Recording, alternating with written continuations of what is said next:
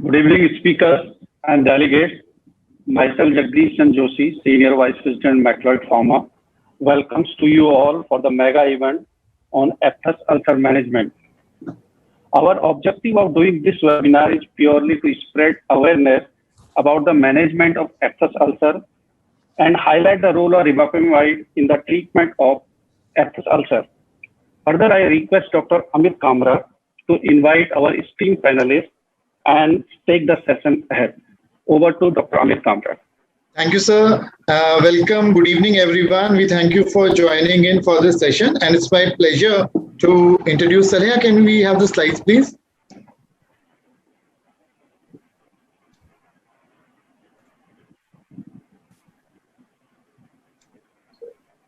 It's my pleasure to introduce the chairperson for today, Dr. Kaushal Seth.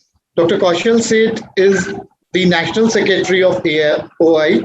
Sir is the past president of AOI Mumbai. Sir is an honorary ENT surgeon at Seth AJP Municipal ENT Hospital. And sir is a consultant ENT surgeon at Axel ENT Hospital. Dr. Kaushal Seth has special interest in endoscopic sinus and robotic obstructive sleep apnea surgeries. I also welcome our speaker, Dr. K.R. Meghnad, who's the Director and Head of Department at Ma ENT Hospitals in Hyderabad. Sir specializes in endoscopic sinus surgery and anterior skull-based surgery. Dr. K.R. Meghnad is a very well-known, internationally renowned ENT surgeon and has mastered the art of endoscopic sinus surgery and anterior skull-based surgery. Sir is the forerunner amongst the best ENT surgeons in India and in Hyderabad, and he has been a mentor surgeon for the cochlear implantation program. Sir has organized innumerable workshops and conferences for propagating the art and science at international, national, as well as regional levels. So we welcome Dr. Meghnad. And our moderator for today is Dr. Vikas Agarwal. Sir is immediate past president at Indian Association of Surgeons for Sleep Apnea. Sir is the first robotic sleep apnea surgeon in India. Currently, sir is the director of specialty ENT hospital at Kandivali East in Mumbai.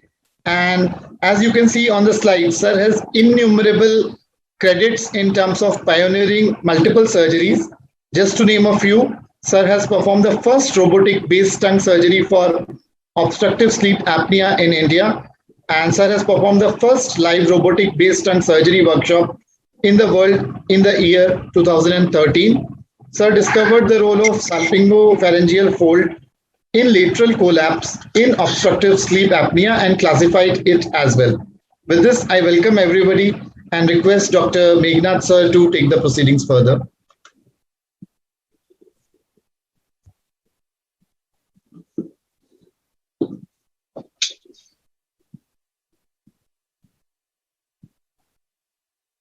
Sir, you are on mute.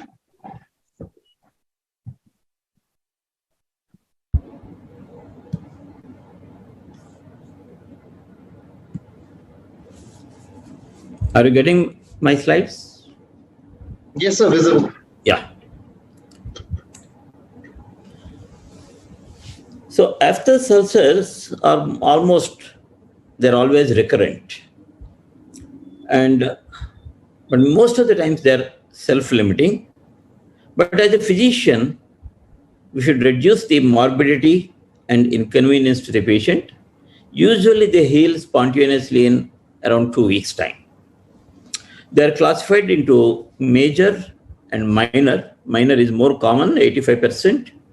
And a little rare variety is called herpetiform, which is around 5%.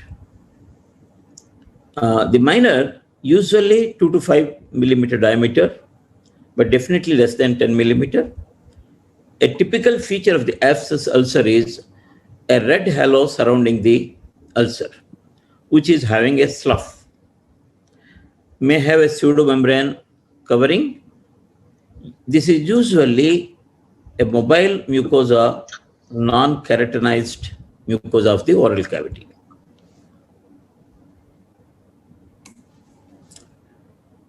The major aphthous ulcers are more than 10 millimeter diameter. They are more painful, may persist for longer time. Biopsy is required if it is not responding to the treatment and to rule out the other causes of ulcers. Most of the times they heal with scarring. There will be disturbance to the speech and swallowing as well.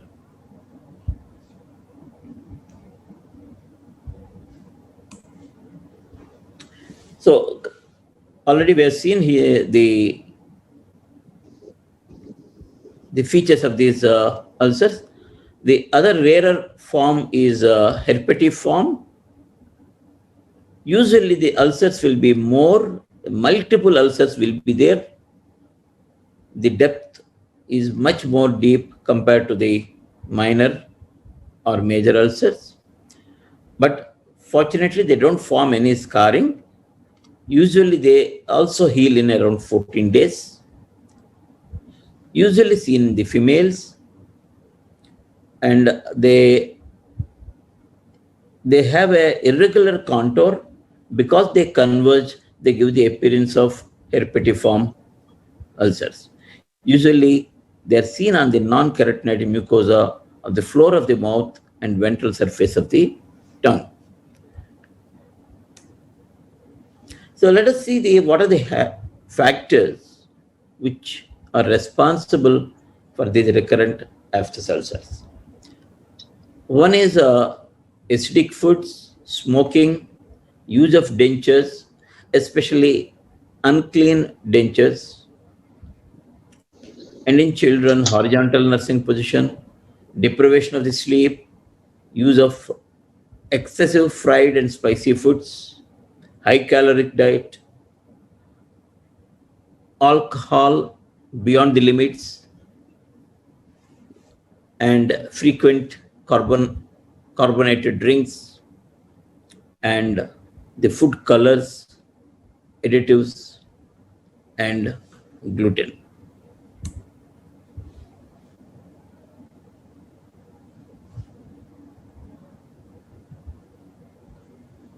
So if you analyze the etiology, so many etiology has been proposed, but most of the times I think this is of more of a viral or a autoimmune disorder. The fungi, bacteria, viruses have been proposed. Some tumors, especially the oral squamous cell carcinoma, has been proposed. Some are genetically more susceptible. Maybe they have little low absorption of the vitamins. Anemia is also one of the important factors. The deficiency of vitamins and history of trauma to the mouth.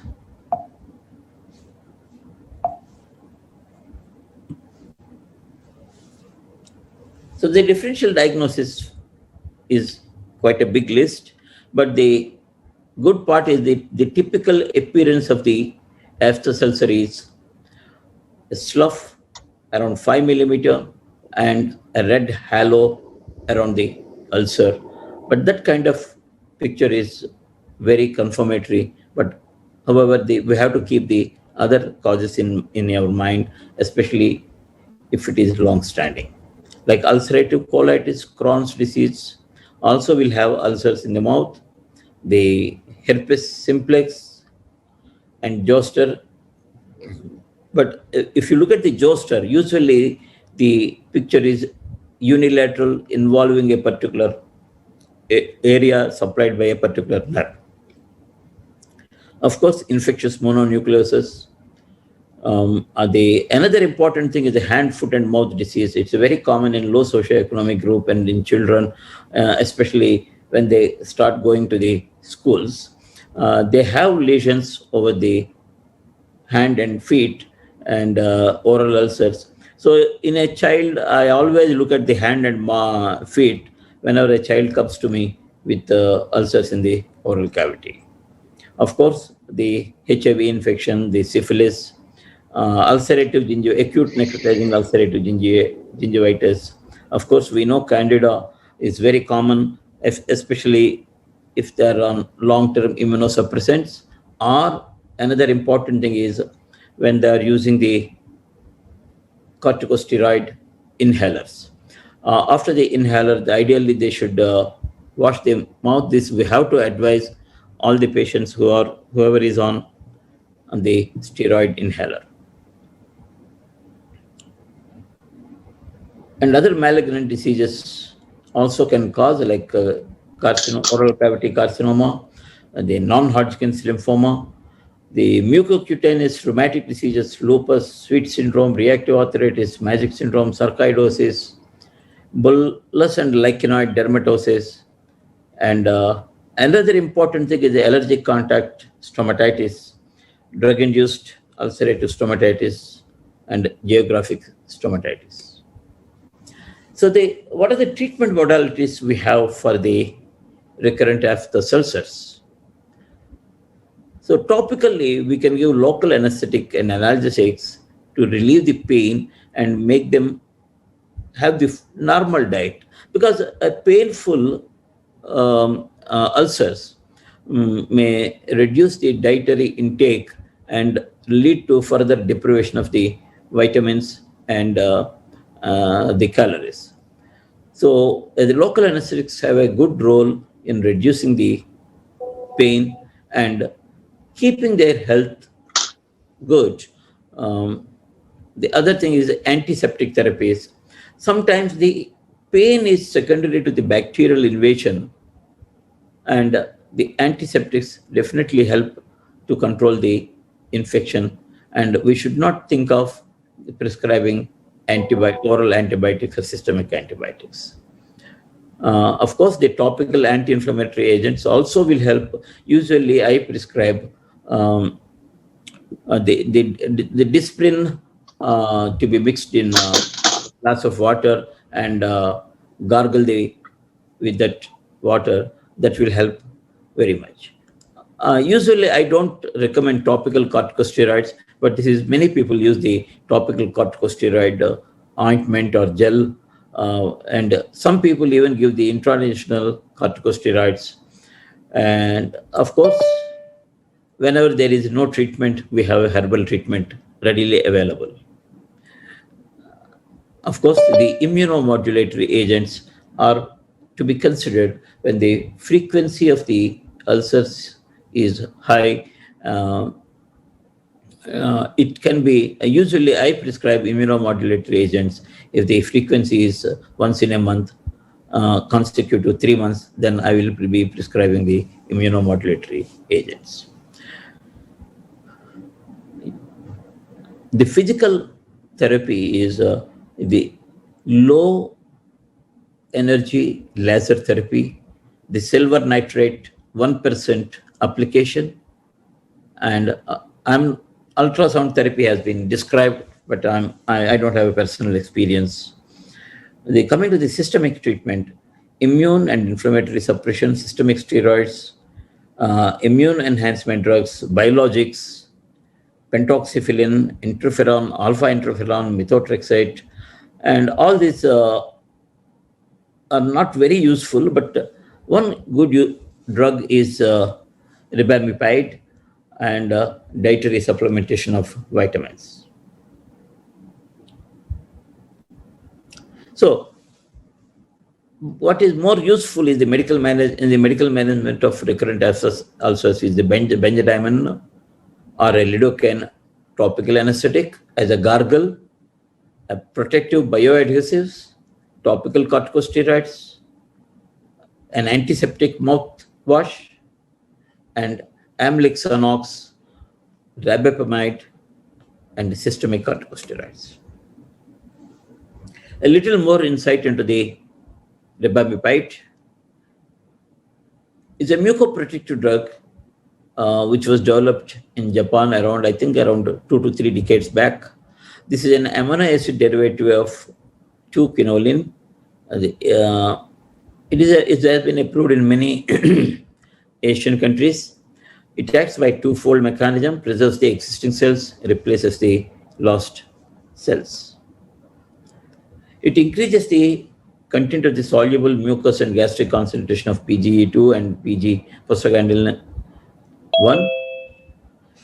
It downregulates the hydroxyprostaglandin dehydrogenase. It increases the mucosal blood flow through the enhanced nitric oxide synthesis activity. And because of the same, for the same reason, it has been used in the neurological conditions also. It decreases the expression of the neutrophil adhesion molecules, inhibition of the secretion of the TN, tumor necrotic factor alpha, by inhibiting the synthesis of inflammatory E-selectin. It also has an free radical activity, antioxidant property, and it has a scavenging effect on the reactive oxygen species. It replaces the lost tissue by increasing the expression of epidermal growth factor and epidermal growth factor receptors. This EGF, in fact, this causes angiogenesis, increased production of the granulation tissue, and epithelialization of the ulcer, which will lead to healing. So this makes the ulcer heal fast and give faster relief to the patient. This is a safe option, and it is very well tolerated, and improves reduces the pain score, and reduces the number of after ulcers. So it is very useful in the prevention of recurrent oral after ulcers. As I already told, usually my indication is if the ulcers are at least once in a month for a consecutive 2 to 3 months, then I will prescribe the Rebazin Otic. The administration of Rebapamide is not cumbersome. It is no discomfort. It is it can be given as an oral tablet.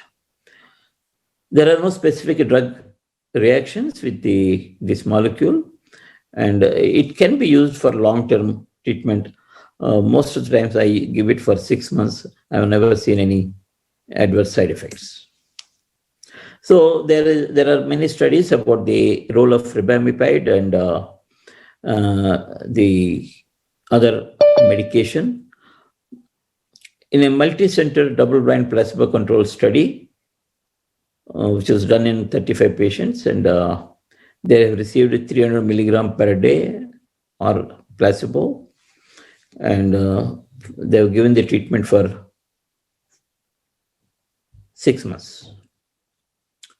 Yeah, so there is a statistically significant reduction of ulcers by 65%, whereas so the p-value is less than 0.01. The other drug which has been very well used is the Amlixonax. This is an anti-inflammatory and immunomodulator. It's a mucoadhesive. This has been recommended by the American Association of Family Physicians because this reduces the pain. This is a 5% oral paste. It is to be given 4 times a day. I don't have a personal experience with this because I'm happy with the oral anti-inflammatory gargles and antiseptic gargles. So this Rebamipide has been studied in India as well. So we have the data from India as well. And the Manjunath have studied this as a 100 mg 3 times daily for 14 days. And for the Basets, it was given for 2 months.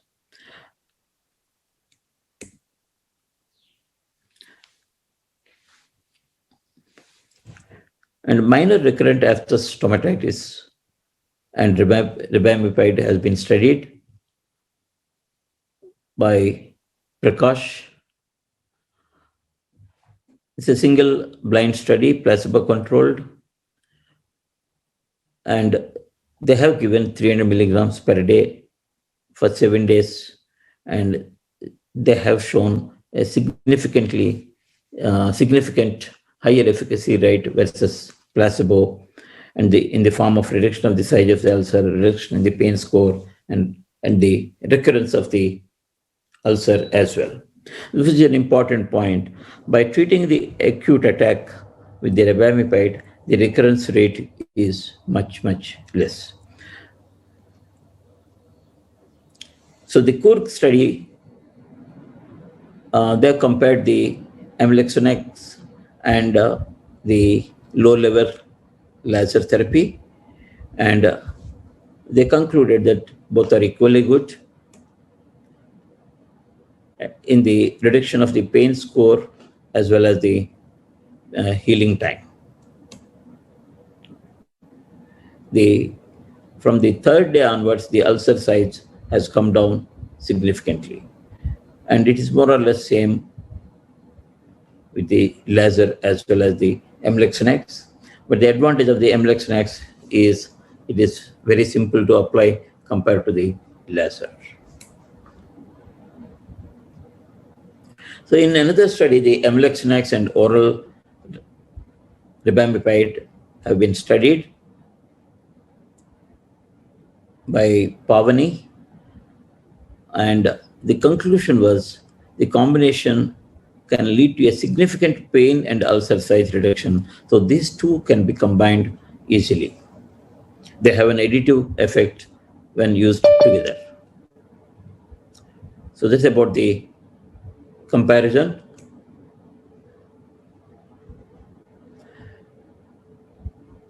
In comparison to the Dologel CT,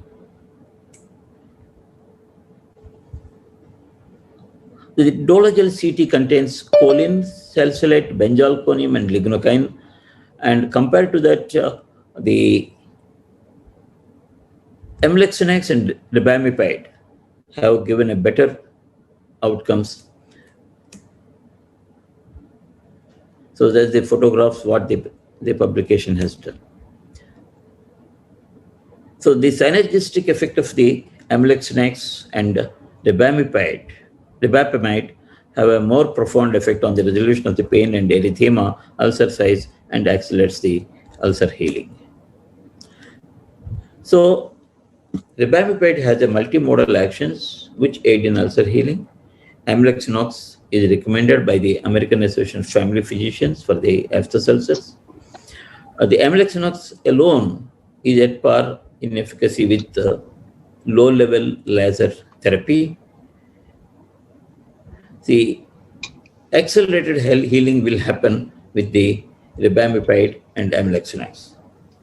So we have enough evidence to say that the combination of these two will be helpful in treating the recurrent aphthous ulcers.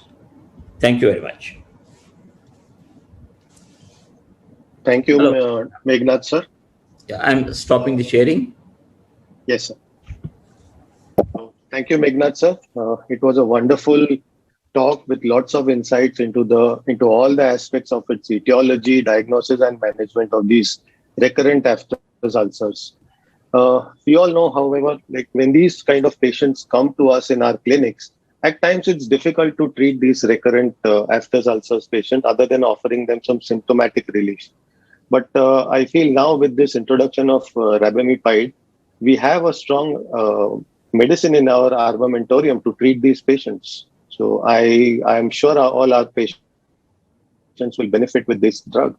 We have our esteemed panelists today, sir, and I think the discussion will benefit all ENTs, dentists, and physicians about the use of this drug in the management of recurrent aphthous ulcers. Thank you, sir. Thank you, Shet. Thank you so much, Dr. Meghnad and Dr. Kaushal Seth. With this, I invite Dr. Vikas Agarwal to moderate the panel discussion. Yeah. Thanks, Amit. Thanks for inviting me for this panel discussion. Are you able to hear my voice? Yes, sir. Yes, Vikas. Are you able to see me as well? Yes. Okay, so I'll start sharing my slide. Just let me know if you can see it well. We're able to see your slides. Very nice. Yes, yes. So at the outset, my sincere thanks to the whole team of MacLeod to have invited me here, and the team of MedSpace as well. So we have a very nice panel with us for discussion on recurrent aphthous ulcers. We know that it's a very, very difficult condition which is being treated by ENTs, physicians, dentists, and some skin specialists as well. And for the panel, we have Dr. Meghnad, a well-known ENT specialist from Hyderabad, one of my teachers as well. Dr. Kaushal is my batchmate and friend from Bombay. Dr. N.K. Soni is a leading physician from Noida. And Dr. Manpreet Kaur is a leading dentist from Delhi. So in fact, she's an oral pathologist and she's heading the department of oral pathology. So as we know that mouth is the gateway to general health and mirror of the well-being. So if we have to gauge the health of a person, we look into his mouth, and the mouth is clean and without any disease. It's a mirror to say that his whole body should be more or less all right. Now, as ENT surgeons, we almost always look into the oral cavity of a patient, because ear, nose, and throat is never complete. Examination is never complete without examining the oral cavity. Dr. Mandeep, obviously being a dentist, will only look inside the oral cavity and nowhere else, by and large. My question to Dr. Soni is, sir, how many times you have to look into the oral cavity of patients during the course of examination? Sir, you are on mute. Sir, you have to unmute yourself. Yes, I think the basic teaching of the clinical medicine is that the clinical examination is the most important part, and the examination of oral cavity and the abdomen. At least our teacher used to say that we should start with the oral cavity. We should always put a hand on the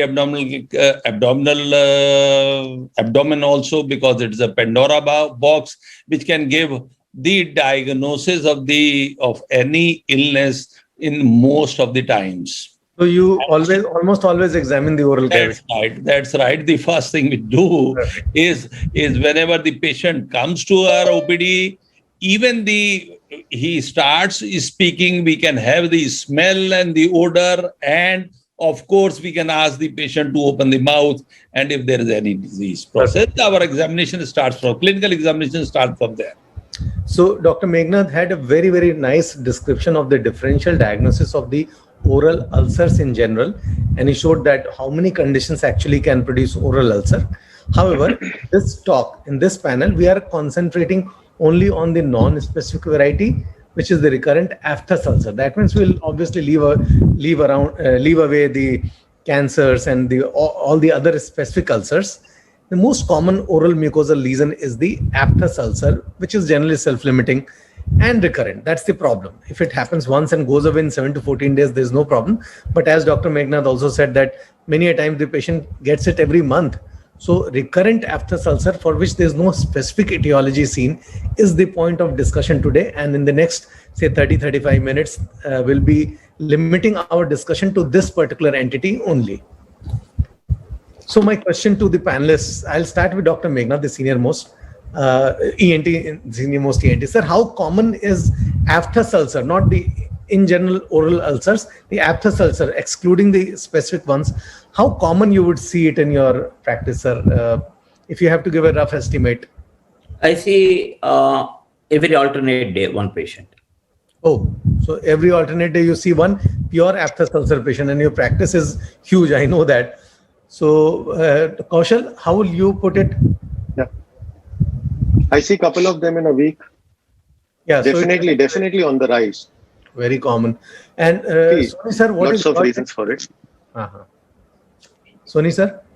But then in today's pandemic scenario, probably we do not ask the patient to put down his mask even. So what to say of examining the oral cavity? No, but pre-pandemic. That's right. Then of course we see it quite common, and I think I see at least 5 to 6 patients in a week. Wow. Dr. Mandeep, madam, you are on mute. Yeah, we see about 5 to 7 maybe in a week, and for us, what we have seen in our experience is that a lot of people which claim these ulcers to be as aphthous, we tend to differentiate them further into maybe a traumatic ulcer, or because of maybe a herpetic lesion. So aphthous per se, maybe about 5 to 7 per week only. But that still is a very, very big number. Yeah. So I think we are dealing with a very, very common condition, and a condition which is extremely painful. People cannot eat, so obviously it's a very, very painful thing. And obviously, Dr. Meghnad showed a very, very nice slide about all the important causes which lead to aphthous ulcer, not the specific on the non-specific aphthous ulcers. So again, I'll start with Meghnad, sir. Sir, out of all the causes that you mentioned, Yes. nutritional deficiency, food hypersensitivity, hormones, trauma, drugs, stress. In your practice, you see, say, every alternate day you see a patient. What do you think is the most important reason in them? What do you find as the most important cause?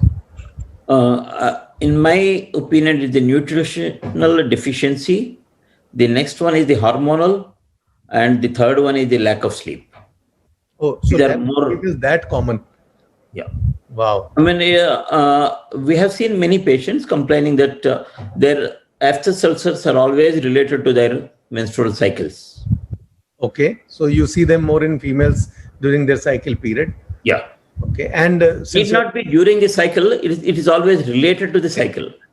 right, They right. can predict when they are going to get the ulcers. Oh, very, very nice. Kaushal, what is your take? Because here I would like to add one more point. You see these aphthous recurrent ulcers, specifically in type A personalities, people who are stressful always. I get these kind of patients more.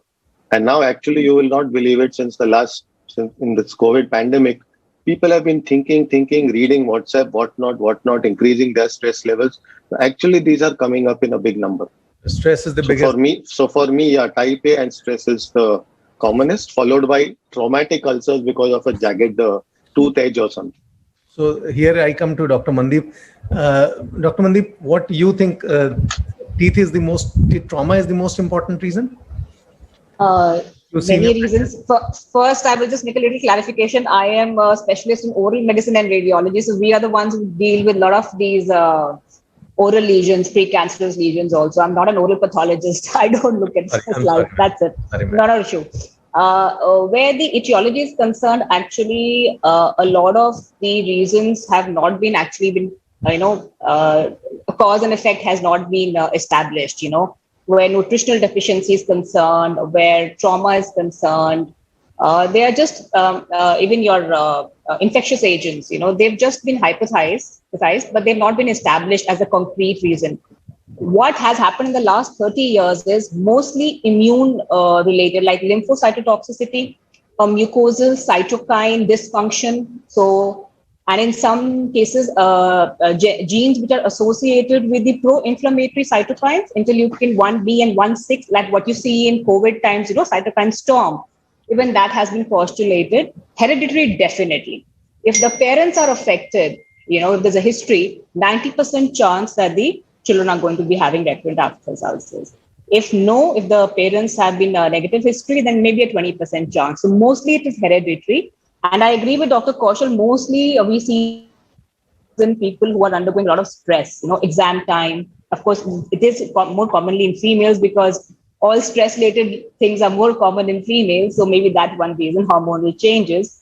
But exam time, yeah, in students, since I'm in a university, so we see a lot of students during exam stress, they come up with aphthous ulcers. If there's a case of trauma, we call it a traumatic ulcer because there is a reason for trauma there. Once you remove the cause of trauma, the ulcer heals. But that's not the case for aphthous. It may be there in a case where the mucosa mobile and is traumatizing that lesion, but it would be an aphthous in the first place and not a traumatic ulcer. So that is a different category by itself. Soni sir, your take? Yeah. I think I agree with Dr. Mandeep that traumatic ulcer is a little different from what the aphthous ulcers is. And as a physician, for me, the first two categories are most important. One, that nutritional deficiency. As we know that amoebiasis is a little more endemic in our country. Every other person from every other day is coming with amoebiasis or amoebic colitis. Usually in those patients, the deficiency of vitamins, vitamin B1, B2, B6 is a little more common. They come with oral ulcers, aphthous ulcers also, along with the symptoms of amoebiasis, and then food sensitivity, and particularly akhrot. This is not nuts more important rather than chocolate and coffee. I have not seen that with chocolate and coffee also people they get aphthous ulcers, but yes, with nuts more commonly. So for me, nutritional deficiency, amoebiasis associated with, and nuts, these are more common. Very nice, sir. Thank you very much. How often you see aphthous ulcers, not cancers, with tobacco use? Any of the panelists? For me? Fine, sir. Soni, sir? No, Dr. Meghnad is the first. Yes, you have. He is the senior most. He should come first. No issue. Sir, don't make me very old, sir. It's just a number. It's just a number. Don't worry. So, do you see a lot of tobacco use causing aphthous ulcer also? No, not much. Fine. Dr. Mandeep, do you see tobacco? Actually, with smoking, the literature, what we read, smoking actually somehow has a protective effect, and a lot of people who give up smoking end up reporting, ulceration. I think then I'll retract this slide. I'll retract. Yeah. Maybe we should not tell this to the general public. Yeah. Yes. So smoking somehow has a very protective effect. Maybe, because of the smoke, the mucosa reacts by forming a thicker layer, the combustion products, the heat in the oral cavity. So we see an increase in the keratinization of the mucosa because the body does try to heal itself, protect itself.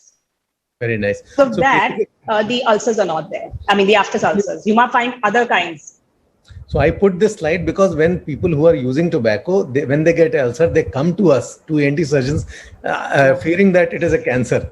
And we say that, no, it's not a cancer, but cancer can happen. So you stop. But it could be. You're absolutely right. Because in these, sometimes the mucosal breakdown, it's a very initial, maybe a carcinoma in situ or very, a precancerous region. It could be. Definitely it could be. Absolutely right. You had already covered the topic of the genetic importance. I had put this slide only for that people who are genetically predisposed to having ulcers, definitely they have it more in the families. Anybody, Madam has already put across, anybody else would want to say anything about the genetic thing? Any other panelist? So I think it's already covered. Soni sir, you want to add anything to all these conditions that we see, Behçet's disease, HIV? HIV is already less now, but any other autoimmune disorder? Yes. I feel, quite common that any autoimmune disorder or any immune deficiency syndrome, it predisposes for any infection, even in the oral cavity also. So whenever the patient comes to us with the first symptoms of recurrent aphthous ulcers, of course, we look for the immunostatus of the patient, and we sometimes we come across which is a hidden disease entity itself and presents with first symptom of recurrent aphthous ulcers. That can give us the clue. Perfect. Meghna sir and Kaushal. I would like to add one point here. Yes, sir. In HIV or immune deficiency states, the ulcers are not typical of aphthous ulcer. Right. So the ulcers don't have a surrounding red halo, and they're more of irregular. Different sizes will be there in the immune deficiency states. It's a very, very that kind of evidence, one should suspect a immune deficiency syndrome.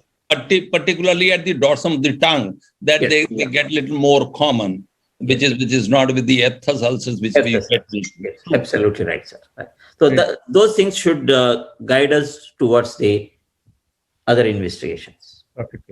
So do you see a lot of antibiotic-induced ulcers, Meghna sir? No. Kaushal? My answer is no. Yeah. So people Usually who are prone to getting... Sorry, sir. Sorry. Carry on, Kaushal. No, sir, you carry on. I'll talk to you.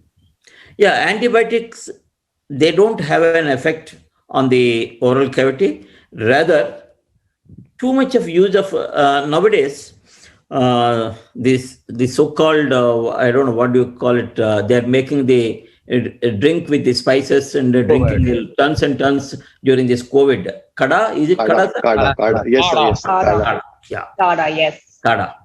And that is causing a lot of ulcers in the mouth. Wow. So that's very more than the antibiotics. Yes. And the last 1 year, I used to see around 3 to 4 patients a day. I used to if I tell them not to take kada, they will be upset. I used to tell them you have to take it like a medicine, take only 5 ml. Very nice. Kaushal, what is your take on antibiotics? Yeah, so, because I see a lot in my practice. True. Yeah, see with antibiotics, specifically with amoxicillin or with any antibiotic with clavulanic acid, there's a lot of gastrointestinal upset that we see, a lot of change in the intestinal flora. So that leads to these recurrent aphthous ulcers also. Plus, if the patient has recently taken anti-malarials, that's also a big cause of recurrent aphthous ulcers. This is what I have been. Soni sir, you were saying something? Yeah, I feel that antibiotic overuse of antibiotic or antibiotic induced gastric upset and then the leading to the deficiency of B vitamins and leading to the development of these ulcers are quite common. Yes. And of course, it gives us quite a good idea that we usually ask the patients for the antibiotic history, even if the patient has stopped it. Then we take the history and we come to the conclusion that probably he has overtaken the dosage, and because of the abdominal upset, he has developed these ulcers. Quite common. So I think I would like to, I agree with Soni sir, and I would just like to add another point where you had mentioned about the autoimmune, especially, with your immune deficiency like HIV. Literature says that recurrent aphthous has been quite, the major aphthous especially has been associated with that, and it becomes so big that now the margins become confluent, they coalesce together. So it is quite common. One of the associated lesions with HIV is recurrent aphthous. Definitely, the picture changes. I agree with you to a certain extent, but then the larger lesions are associated there. And regarding your antibiotic dependent, I agree with sir, because they cause deficiency, because of stomach upsets and everything, that can lead to some sort of ulceration in the oral cavity because the integrity of the mucosa is compromised there. Correct. So now, Dr. Meghnad had already described very nicely that there are few minor, major, and herpetiform types of ulcers. So just in very short, which is the commonest that you see in your practice? Kaushal, which is the commonest that you see? The small ones or the herpetiform ones or major ones? Small ones. And generally, most of the time they are self-limiting, but you still see them most commonly. I think everybody sees them as the commonest. Yeah. The minor is most common, yes. So my question to all the panelists is that when you... But then if you go back, Dr. Vikas, if you go back to that slide, the pictorial one. Yes, even the third one, with the drug, allergy. With the drug allergy, usually these type of lesions are very, very common. Okay. When the patient takes something, say some cephalosporins, if the patient is taking it, as Dr. Seth has said, that with clavulanic acid, if the patient is sensitive, then these type of lesions are quite common and is difficult to treat. These lesions, they do not go in a day or two, and the patient has to be, then treated for a few days, and then it becomes very troublesome, very painful for the patient. Correct. I would like to add to that, then those become then hypersensitivity type of ulcers. Then they don't really come in the category of minor. But yes, they must be very common. Sir must be seeing them a lot in his practice. Right. But then category becomes a little different. Yes. Correct. So now that we see aphthous ulcers in our clinic, like I have enumerated the important points in the history, family history, and in the examination. Obviously, everybody knows, and we cannot go through all. Any of the panelists would like to add anything specific to be asked in the history, family history, and all these points on the left-hand side, so that we can differentiate it from, I think few sir has already said how to differentiate it from herpes simplex, zoster. So you would like to add anything to the history or examination? Sonita, you would like to add, Mandeep ma'am? And to the history, I would definitely ask if the parents are getting ulcerations, oral ulcerations there definitely. And during the medical history part, maybe we can ask about their loss of appetite or how they're feeling, any breathlessness. So because people really don't know if they're deficient, but we have to ask about these systems. So youngsters, especially people who are living in hostels. So where we know those are the kind of population which is coming to us, we generally ask about that, so that we can. I always get a baseline CBC with a peripheral blood smear. Yeah, for all aphthous ulcers. So that is why that question I definitely asked about their eating dietary habits. Okay. So you said autoimmune is a very yes, Soni sir. Yes, as a physician, I would like to take the history of diabetes also, hyperglycemia. That is one, or even thyroid disorder. If the patient is taking any medicine, or the patient is hypothyroid or not, these two endocrinal disorders also I would like to have, and then I would like to go ahead. Dr. Mandeep, you said that autoimmune diseases are very important and common. So for lichen planus, pemphigus type of things, when the presentation is not classic, anything in the history or examination you would like to differentiate it, aphthous from the lichen and the pemphigus? Yes, aphthous would, in the initial days, aphthous is very painful. They're very small and they are very quite distinct, But are you asking me just about the history part, or are you asking me along with the examination part? Everything. You go ahead. You're absolutely okay. And the lichen would not be that painful. Yeah, so in fact, in the aphthous, after the first maybe 3-4 days, sometimes the patient has an ulcer, but he has no pain because it is moving towards the healing stage. Sometimes they're just not aware also. One definite difference is lichen planus, the symptomatic variety, will have burning sensation. And pemphigus and lichen planus tend to be much more diffuse, much more bigger lesions. They have sometimes pemphigus people, they report with, they'll say that there was a vesicle there or a bulla which ruptured. So you might find a, collapsed membrane there and irregular, ill-defined.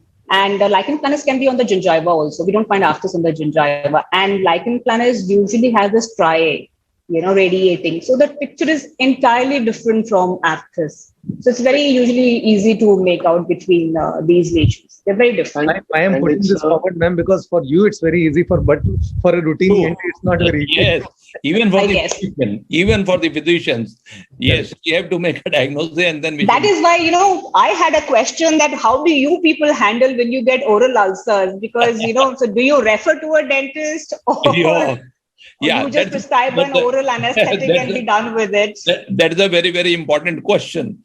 That whenever the patient comes to the ENT person with oral ulcers, probably he will never refer it to the physician for a conservative treatment until and unless if he has to do the surgery, he will do it. Otherwise, he won't refer it to the physicians for the systemic treatment because it's easier.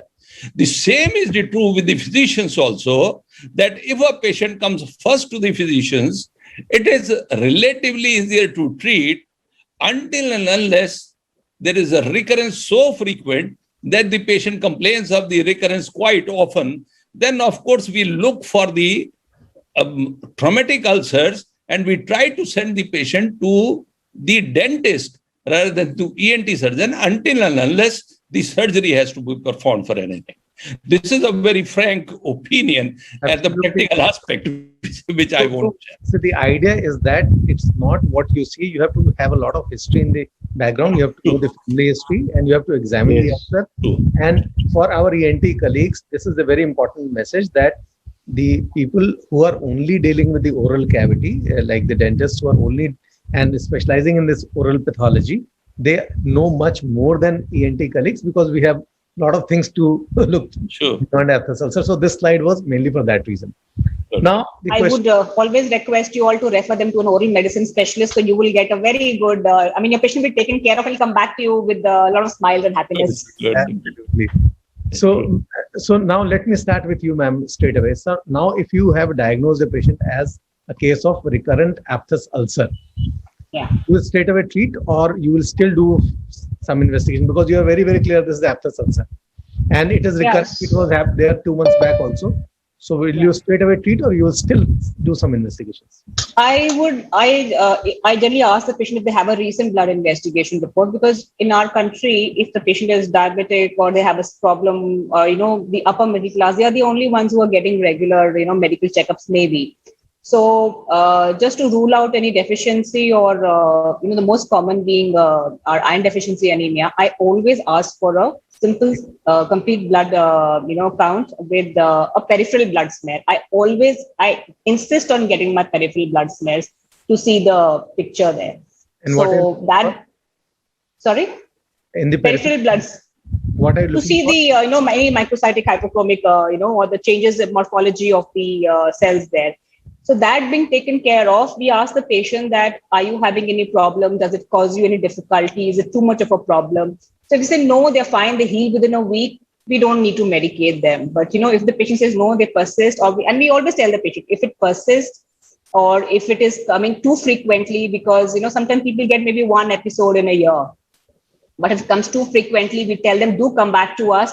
So that is when things like amyloxanox. Not much that you are going to investigate, right? In the first stage. But if we do find there is an iron deficiency, then we go for serum iron studies further after that. Now, let's say on that count, vitamin B12. And then probably that is the stage when you should refer the patient to the physician to treat the anemia. We always do. We don't take chance of vitamin B12 deficiency. We always do, because you never know what underlying causes there might be. We don't want to jeopardize the patient there. So that being done, then if the patient says, no, I get very frequent, I get episodes, then we do put them on some sort of immunomodulation.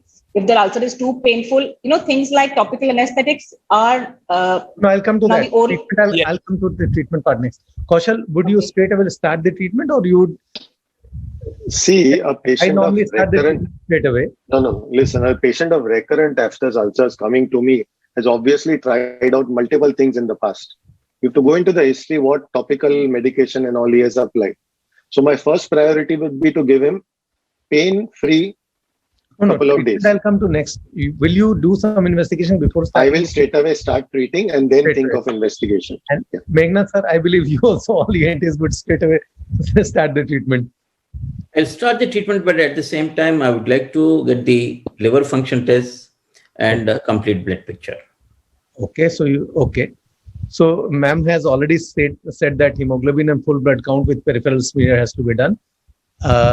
Basic. So I'll make a little change there. If it's painful in the sense it's causing him difficulty in speaking or eating, because the mucosa is very mobile. It's always irritating, difficult to talk and swallow. That's when the mucosa is always moving. So there we always give a topical anesthetic for a day or two to see how he responds. Then we take up the further treatment from there. So, ma'am, any take on this anti-gliadin, anti-endomysial antibodies, or it's only theoretical? No, I have not come across that at all. Right. So then we come to the next important point, that if we have done the basic blood profile and the patient has got everything normal and the aphthous is not healing, so when should we do the biopsy? Obviously, if something is not healing, then we need to biopsy. When do you advise a biopsy? More than 14 days. For 14 days or 3 weeks, for more than 3 weeks, if the ulcer has not been healing, then we go for a biopsy. And aphthous generally heals within. Minor generally will definitely heal by 10 days, 2 weeks at the max, Fine. So if it's more than that, persistent ulcers, 3 weeks, then we go for a biopsy. Dr. Meghnath, when do you decide to biopsy a patient if he is not healing? Yeah, 14 days. If it doesn't heal, it doesn't show the signs of healing, then I will take a biopsy. If it shows the signs of healing at the end of 14 days, then I will not do the biopsy. And it will be a punch biopsy or a knife biopsy? I prefer a total excision, and let us get a full understanding of the pathology. So, under local anesthesia? Under local anesthesia. Biopsy. Knife biopsy. With knife. Kaushal, what is your take? You do a punch biopsy, a knife biopsy? No, see, if it is aphthous ulcer, purely aphthous ulcer, 15 days, yes, we'll do it. We'll do a biopsy, a knife biopsy. But since we are ENTs, we look at the other buccal mucosa areas also. If you see other suspicions like an erythroplakia or leukoplakia, right at the first instance, I will go ahead and do a biopsy, even if it looks like an aphthous ulcer. Got it. So you take the biopsy from the center of the ulcer or from the margin? A wedge biopsy. No, from the margin of the ulcer or from the center of the ulcer? Margin from the ulcer. Margin of the ulcer. Dr. Mandeep, you want to add anything to the biopsy part? Margin, center? Yeah, we always take it from the margin with the normal tissue and a bit of the, of course, the affected tissue. And we do, depending on the size, if it's smaller, you can do an excisional biopsy. If it's a bigger lesion, obviously we'll do a incisional biopsy there. I'm putting this for the benefit of the junior ENT colleague and the dental colleagues so that they know that what is to be done. Now we understand that this is a painful condition and the treatment of aphthous ulcers have to be in 4 parts. First and most important is symptomatic relief. It's painful, so obviously we need to elevate the pain of the patient. So I believe everybody would agree that local lignocaine and systemic painkillers. So my question, I'll start with Dr. Soni. Sir, what kind of pain management do you advise to the patient? It's only local lignocaine application, or you want to give some painkillers as well? Usually I avoid painkillers because sometimes we do not know. The patient is sometimes sensitive to the painkillers like ibuprofen and others. So I prefer to give, the local lignocaine and of course, along with folic acid and other supplementation. Perfect. So local application of the lignocaine is my preferred treatment rather than systemic painkiller. Perfectly. Dr. Meghna? I prefer Benzodiazepine gargle. Okay. That is more simple and... with lignocaine or only benzodiazepine? Benzodiazepine alone. Only. I don't use lignocaine. And that is all... Because I'm a little scared of the lignocaine toxicity because of if they don't get the relief, they keep on applying the lignocaine. They may cross the limits. Okay. Kaushal, what is your take? I ask them to do 4% lignocaine diluted gargles. Of course, 3 to 4 times a day being the limit, not more than that. Plus, I like to give a lot of probiotics. That helps in the healing. Perfect. And Dr. Mandeep, regarding the pain? Yeah, regarding the pain, so, if it's in the area where the patient is going to have a lot of trouble with the tooth interfering, touching it again and again. So a topical anesthetic, just 5 minutes before meal, because, the saliva washes it away. So the effect doesn't remain for too long. So just 5 minutes so that it facilitates their eating so that, they don't miss out on their nutrition. And that is, this for a very short term, it helps, And other than that, topical, your amaloxanox paste, that's very good because it forms like a fibrin adhesive there. So it protects that mucosa from, while movement. So they can talk and swallow and eat. So that is very helpful, especially at night. When the patient wakes up in the morning, the mucosa is stuck to the teeth. So when they get up, it's more painful at that time. So we always tell them that you apply a little gel there, a paste there, and sleep so that when you get up, at least it is healed. At night, the oral mucosa, the turnover rate of the cells is about very quick as compared to the skin. So it heals very fast. So if you apply that at night, in the morning, the patient is much relieved. So none of the panelists have to use paracetamol or say Ultracet kind of a thing for severe pain? No. Topical, always topical. That depends on the size of the lesion and how painful it is. I've never used a paracetamol for systemic. We have never really come across, except for if you're doing immunomodulation, usually topical. Very nice. So now the second thing would be prevention of secondary infection. So almost everybody will be using antiseptic gargles. So Tony sir, which is your choice of gargle? Usually I go for hexidine gargles. Correct. Yes. Kaushal? For hexidine. Yeah, hexidine. Betadine causes a little scalding and irritation in that ulcerative area. Dr. Meghna? Yeah, chlorhexidine. Dr. Mandeep? I just tell them to maintain good oral hygiene because any of these mouthwash really cause a lot of burning sensation because it's already exposed. The ulcer has already exposed the underlying area, so it's very painful. So we just tell them topical anesthetics and that fibrin layer and maintain good oral hygiene and maybe diluted, betadine, very, very diluted. So that might help. Very nice. That's good enough. Fine. Then this third thing comes reduction of inflammation. So many people use local steroid ointments or gels, and some people also use systemic steroids. So I'll start with Soni sir. Do you prefer to apply the local steroids or you give some? I am little skeptical about it because my patients, even majority of the patients, they are diabetic also. So usually I try to avoid it.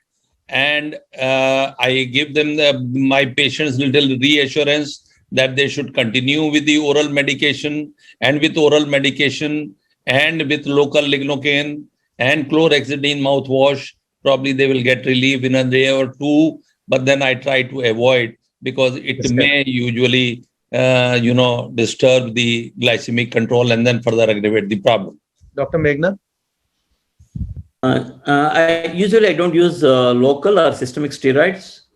With the above two things, I think we'll get the relief. Okay, Dr. I don't use steroids. I don't use. I do use deflazacort as the steroid on and off, provided the patient is not diabetic or doesn't have any other systemic conditions where steroids are contraindicated. But local steroids, I do not.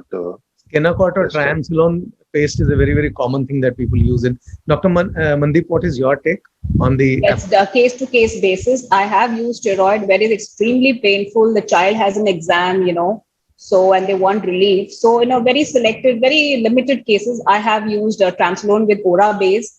It brings about it brings down the inflammation, so the person is ready for the next 2-3 days of the healing. So it's very limited, very selected cases, not just randomly. It's not my routine. So in my practice, I have used it quite often, the Kenacort gel, and it gives very fast relief. So you're right. Naturally, if you give it for a day or two to start with, you can actually try. The patient gives a very, very fast relief. Yeah, because probably yes, it reduces this local swelling itself. Yes. And that gives the relief in the pain, but then the ulceration doesn't heal with the local. No. Healing part is the fourth one, sir. That's it's right. It's only reduction of inflammation and the resulting pain. That's then coming to the final part, all this was symptomatic, because pain relief, prevention of secondary infection or reduction of inflammation would not promote the healing. It would take its own sweet 14 days time. So what do we use to promote healing, both local as well as systemic? So I'll possibly start with Meghnad sir, because he gave an excellent presentation on the use of both local gel of Mlexanox and Remamipide. Sir, so what is your personal experience, apart from the studies that you quoted? What is your personal experience in using it? I give Rebagel. And for the local part, yes, on few occasions I've applied low-dose laser. Oh, you apply laser. Okay, very nice. Because this study that you quoted says that together, a combination of Mlexanox and Ribamipide tablet together are actually very, very effective in healing time, reducing ulcer size and all. And so this study, which is a landmark study, and I think a few other studies also you quoted, the doses was 100 milligram orally 3 times a day for 7 to 14 days. We know that the small ulcers are anyway self-limiting within 7 to 14 days. So my question to you, sir, is that did you find it, really beneficial beyond its normal time of healing? Because again, you are giving it for the same time period. Did you really find it exciting? Yeah, it reduces the duration of the symptoms. Definitely, there is no doubt about it. I've been using it for the last 3-4 years. Okay.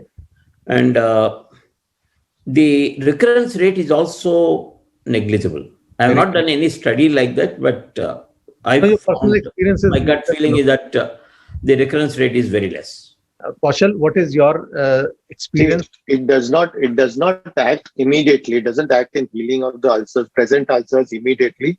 But in your recurrent patients with recurrent after ulcers, you'll see a decrease in the frequency of the incidents happening. Yes, that's definitely there. I've been using for last 2 years. 2 years. Soni sir, what is your experience? Yeah, I am using it quite frequently in the last 2-3 years, and I'm using the combinations. Along with folic acid, I use Ribamipide also, and prebiotic, probiotic along with anti-amoebic drugs. Usually when the patient comes, because I want to clear the oral cavity with anaerobes as well. So naturally, along with chlorhexidine gargles, with the combination of anti-amoebic, prebiotic, probiotic, folic acid, and Ribamipide. But then with Ribamipide, yes, it is very, very true that the recurrence the intensity as well as the frequency of the ulcerations, it decreases considerably. Very That nice. happens. Fine, sir. And we know that there are hardly any side effects. So any of you have had any adverse effect with ribamimide? No. I haven't seen. No, No, Partially also. we didn't see. no. There's one study, I think I saw Dr. Mandeep's name. This is another study which shows improvement. Yeah, this study has published in the Indian Journal of ENT, Otolaryngology. Dr. Mandeep, your name is here. Can you tell us about this study? You have compared it with the Dologel CT and this. Yeah, we did that. So this was done in 2015. This was under an ICMR given for short-term studentship for, for the department. And Dr. Shamim was the one of my colleagues, who was the principal investigator along with the student in this. So we compared that, the healing is faster with amloxanox and Ribagen. So we gave it an MG and we did a follow-up. You've seen the picture that's shared over there. So there was definitely a significant improvement, in the pain and in the quick heal. And there was quick healing in that. So that was very significant. So it does help. People who are suffering with more ulcerations, a lot of pain. Everybody has a different pain response, So people who have more pain, and for them, definitely immunomodulation and Ribagen and all is a big benefit. So before this drug was available, because as I understand, ribamimide is not available in India except with the name Ribagen by MacLeod's. Before this drug was available, the time and the pain factor that your patients were having is certainly being improved upon by this combination, ma'am? Yes, there is. And before this, we were using levomizole for immunomodulation. Even that had a good effect, for immunomodulation. Because again, it's all immune mediated, as per the etiology, pathogenesis. So earlier we were using that, but definitely with this, there was quicker healing. So the time has reduced there. So it's a very, very clear thing that we should use this combination of both these drugs. Question to Dr. Meghnad. You have been using laser for aphthous ulcer, sir. Yes. So this is the paper that it is comparing. I think you quoted this paper or some other paper that this paste versus the laser. Have you got any idea, any study where this paste and the Ribagen therapy versus laser, which is faster or which is better, which is more effective, or we should do in combination? I haven't come across any study. I use the low-level laser in troubling cases. I know you have I know you have a AccuPulse laser. So at what setting, which power do you use it? I use it for 3 watts. 3 watts.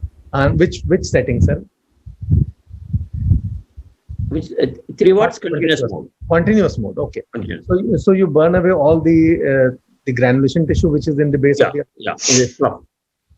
Dr. Vikas, if I interfere in between, one question which I would like to ask to Dr. Mandeep, as she did the study on 5% amlexanox, that I found in the literature that amlexanox also causes a reduction in the blood sugar level and a reduction in HbA1c.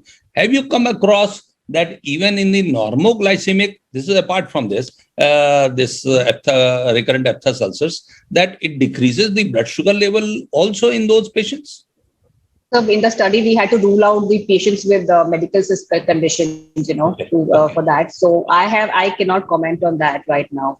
Okay. We had to have patients who had no systemic history so that we could compare it, Okay. So I think it's very clear with the discussion that this combination is useful. Now, this is the last and the final slide. I think everybody had already commented a bit on this before. But since we are in the COVID era and we are seeing a lot of patients which are post-COVID infection. So I'll start with Meghnad, sir. Do you see increased incidence of aphthous ulcers in this era? I don't see aphthous ulcers, but I see ulcers in the mouth more commonly.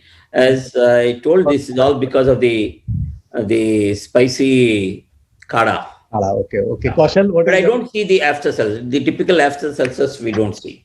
Fine. I have seen a lot of ulcers in this COVID era, primarily because of overthinking of these type A personalities. So I think we should add 2 categories: Kala-induced ulcer. in WhatsApp induced ulcer. And this Correct. this observation should also be sent to the head of the institution where the Kada is being promoted very vigorously. Right. Correct. Dr. Soni, are you seeing a lot of aphthous ulcer increased in this era? Or Yes, we are managing the patients of the COVID as well as in the post-COVID. In our hospital they are admitted, and these patients, they have developed because of the high use of steroids in these patients. Their blood sugar also goes haywire. They are hyperglycemic most of the time, difficult to control the glycemia, as well as their appetite. Their appetite is a little low. Their nutrition is also one of the major factor. So all these things, they are adding to the problem of ulcers, quite common. And along with that, anemia, the iron deficiency anemia and other factors, they are also precipitating. So there are multiple factors which are predisposing factors for the development of ulcers. So we are seeing ulcers also quite common, where we are supplementing with the iron therapy along with the folic acid, along with the ribavirin. Dr. Mandeep, what is your take? Are you seeing a lot of them? See, right now, with the dental, since we work in such close contact with the patient and procedures, we are not doing any elective procedures, So in between, we did open up the institute and we were doing handling, severe pain cases, people who had already been on 2 rounds of antibiotics and extraction and some very urgent fillings or some openings of root canals. But during that time also, there were a very few ulcers. I'm talking about before this lockdown, the previous time, the last year.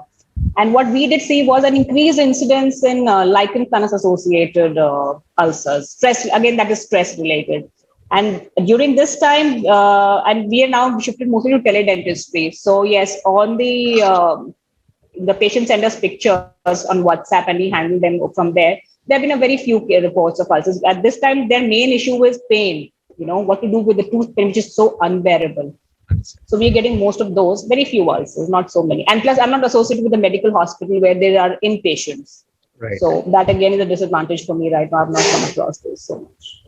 So I think I must thank all my panelists, Dr. Soni, Dr. Meghnad, Dr. Mandeep, and Dr. Kaushal, for having an excellent panel on aphthous ulcer. I'm sure I learned a lot, and I'm sure my colleagues, ENT, dental physicians, those who are have heard this must have learned a lot. Dr. Soni wants to say something. Yes, Dr. Vikas, there are some questions in the chat box also, if you take it there. Yes. Yes, So, Dr. Ankit Gupta from Jaipur, he has got put another question. Dr. Naveen Swami. okay. All post-COVID treatment, many patients have aphthous ulcer as well as dryness of mouth issues. Why so? Yes, as I told, that they once we gave steroids, there is a development of hyperglycemia. They have got a nasal plank for the nasal oxygen, and so they are breathing from the mouth. So because of the mouth breathing, because of hyperglycemia, these two are major factors where dryness of the mouth occurs so common. And even the oral hygiene is also a little poor, and that is why they develop more often the ulcers in the post-COVID area. Dryness of mouth issue. Kaushal, do you think stress could lead to dryness of mouth in these times? No, not really. Okay. Not really. I don't have experience. Dryness of mouth issues are because of what? Any of the panelists? Yes, because I told you, hyperglycemia, that is one. Okay. And secondly, once we put in the nasal prong for the intranasal oxygen, usually the patient takes breathing from the mouth, and that is also contributes to the dryness of the mouth as well. Okay, Dr. Manas from Jharkhand, is vitamin B complex supplement effective in the prevention of recurrent aphthous ulcer? So I think this question has already been answered. Definitely it is effective. Mr. Govind. Because I would like to. Sure, sir. Yeah, about the long COVID. Yes. Is also one of the cause for the dryness in the mouth, dryness, pain, sore throat. All this. Sir, mainly we are seeing in the long COVID. Mainly it occurs because there is an stuffiness of the nose. Because, more commonly the patient now, they are coming up with the mucor also, because the stuffiness of the nose, usually they become mouth breather most of the time. And then once the oxygen therapy is reduced, then with the mask, they are not able to, tolerate the mask so conveniently, rather than the nasal prong is a little more comfortable for them. Now, if we put in both the nostril, we put in the nasal prong, then it becomes difficult to take a breath through the nose. And so, even in the long duration, whenever even we are reducing the oxygen therapy, even then, because of the mouth breathing, the dryness of the mouth occurs so often, more common. Dr. Mandeep, there's a question from Dr. Govind Singh Rajpurohit from Bikaner. He's asking, is Rivagen, does it has a role in oral mucositis induced by cancer chemotherapy or radiation? Do you have any experience on that, Dr. Mandeep? Not really, but Rivagen having an antioxidant effect, maybe during the healing phase of the patient, maybe you can give it. Although there is a contraindication, with cancer and antioxidant, because it can cause increase in the cancer cells also.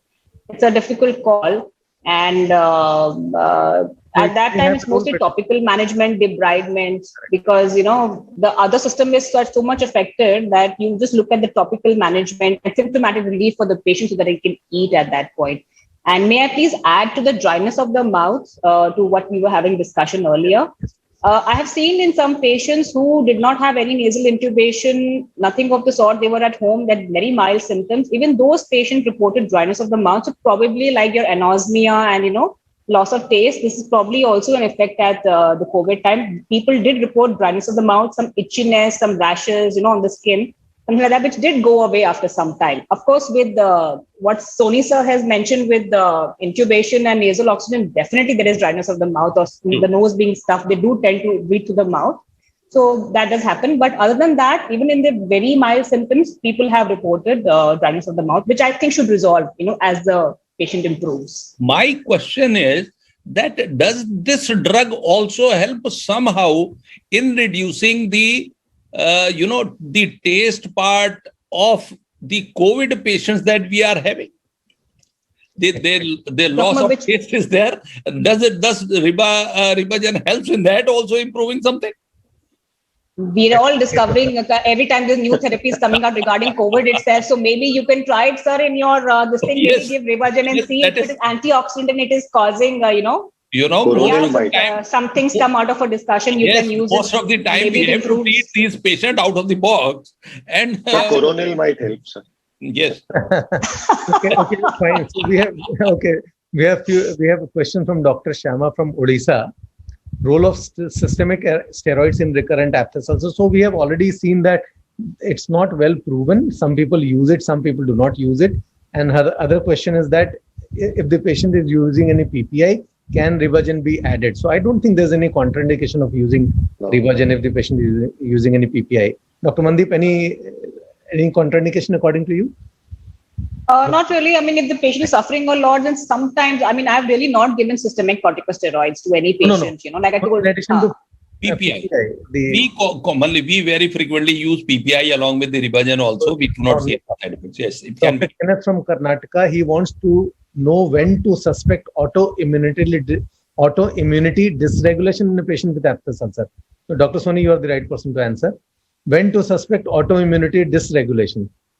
Usually, whenever the patient comes with the other symptoms also associated with aphthous ulcers, like the patient is having severe anemia and the polyarthralgia or any other disease process systemic symptoms which indicates towards and then we have to investigate the patients for that, the pernicious anemia along with the other factors and the investigations for the autoimmune, which gives us a little more, and the recurrence of the ulcers is a little more important. The frequency, if it is more, we have to look for it. And basically, if you do not get a diagnosis, a small biopsy will go a long way in clinching what is the problem. Dr. Jayaprakash from Kerala, he has seen aphthous ulcer running in families which responds to steroids, but when it recurs, rivapamide, is it effective in such cases? I think we've already answered that in recurrence. Yes. Dr. Meghnad has already said the recurrence rate drops down a lot. Dr. Shambhu from Assam is asking about the role of probiotics. So obviously there's a role of probiotics in aphthous ulcer, which are associated with antibiotic abuse. or antibiotic associated. Dr. Vikram from Mumbai, duration of therapy is 7 to 14 days. We have already answered. And traumatic ulcer in the mouth, Dr. Mandeep, traumatic ulcers, do you give Amalox and Rivagen combination? See, traumatic ulcer means there is something which is causing irritation and has given a trauma, then caused ulcer. Maybe it's a sharp tooth, maybe it's a jagged edge of a denture base, or some wire poking, or maybe somebody's fallen down and hurt someplace, so there is a traumatic ulcer there. If it's a sharp tooth, we round it off depending on the reason, And for the timing till it heals, we can give a topical, like Amloxanox or a topical anesthetic or an aura base, which is neutral to facilitate the healing there. And with regard to the previous question, if I may just add to the autoimmune, spectrum. So there, the intraoral examination will always tell you autoimmune, basically, the lesion that we see most commonly is lichen planus. That there's some immune response there, which has in pemphigus also, right? So an intraoral examination. So I would definitely recommend you to refer the patient to an oral medicine specialist who can differentiate and who can take it further from there. So you are, you manage the patient better from there. I would definitely suggest that. Perfectly all right. So this question about the traumatic ulcer thing was from Dr. Amit Arora from Hisar. So Dr. Arora, this is the answer, that till the time the cause of trauma has to be removed, you can use it. Dr. Praveen Bhatia from Delhi and many others are asking about, is the cause nutrition deficiency or especially B complex deficiency more important? What about giving long-term B12 in recurrent aphthous ulcer? So Dr. Mandeep, I think you can answer this question. Like I mentioned that nutritional deficiency has not really been established as a cause. You can say that it may be a contributing factor to the mucosa breaking down, but actually it is immune mediated, So you can, if there is a definite deficiency, obviously you will give vitamin B12 if the case demands, But other than that, we would recommend definitely going from some sort of immunomodulation. You can give Rivagen, and that would help. So along with vitamin B12, when the deficiency has been taken care of, we'll evaluate the patient again, and if required, then add something else to that. Right. Dr. Soni, this is the question for you from very senior ENT surgeon from Dhule. Dr. Jagtap, Charivas Jagtap, is asking relationship of GI disturbance and ulcers in the oral cavity. Yes, definitely it is there, which I said that as amoebiasis is very endemic in our country, and every other person is, and then the GI disturbances causes little disturbance in the GI flora and deficiency of B12 vitamins. So naturally, the correction of the GI disturbances along with the supplementation of folic acid and Rivagen along with the chlorhexidine mouthwash, probably this helps to reduce the frequency as well as the intensity of the ulcerations. And another question is from very senior doctor of ENT, Dr. Madhu Mangal from Imphal.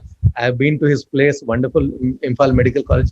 He's asking, we have seen many cases during menstrual period. Any relationship of aphthous ulcer with female hormones? I think Dr. Meghnad answered this, no? Yeah. Relationship to Yes. Dr. Meghnad, can you again elaborate, Dr. Madhu Mangal? Yeah, the deficiency of estrogen during certain periods of the menstrual cycles, they will have the increased incidence of aphthous ulcers. Is it hormonal or stress related is not clear. Any other panelists want to add on that? Again, there might be an increase maybe because of stress, but as such, it's not been really, it has been postulated, it could be, but it has not been definitely established there.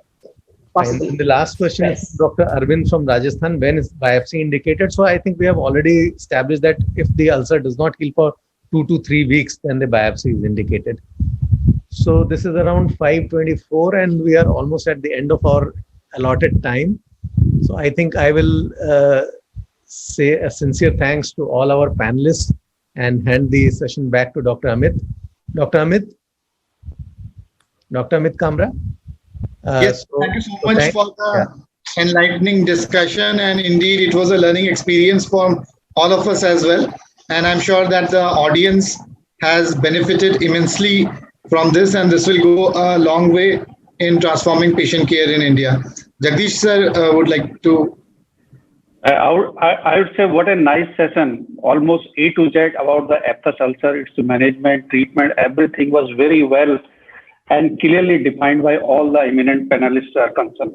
even a non-medical person like me have been benefited a lot as far as your deliberation discussion is concerned. And I'm sure all the delegates, and the number of delegates are around 1800.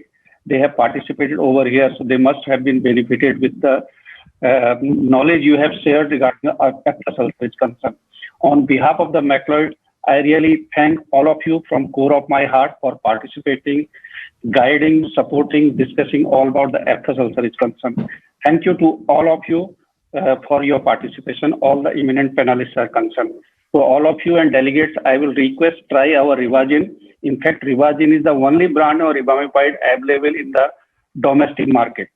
And then along with the Laxanox, that's our brand of M-Laxanox, that holds almost 85% market share is concerned. Okay, thank you so much to all of you. Thanks once again. Thank you. Thank you. Thank you. Thank you so much. Thank you very much for giving us the platform. Macleods particularly giving us the platform to interact with all the colleagues there from Bombay, from Delhi, and from everywhere, from Hyderabad. Thank you very much once again. It's a I pleasure. second Sir. that, Soni sir. Thank you. Thank you so much. Thank you, Dr. Thank you so Vikas. much. Wonderfully conducted. Thank you. Thank you. Thank you. Thank you, Vikas. Thank you. Thank you, Mr. Joshi. Thanks, Dr. Soni, Dr. Meghnad, For a while, Dr. Meghnad, I'll call you up personally. Dr. Vikas, Dr. Kaushal Sheth, and Dr. Mandeep Kaur. All of you all, thank you so much. Thanks, Amit. Thank you, Dr. Mehta. Thanks, Mr. Pradeep. Thank you, ma'am, and thank you to all the and to the all the Have a great evening ahead, all of you all. Okay. Thank you. Thanks everybody. Yeah, once again. Thank you, sir. It was awesome, sir. Awesome. Thank you. Thank you, Soni, sir. Thank you. Thank you. Bye. Thank you.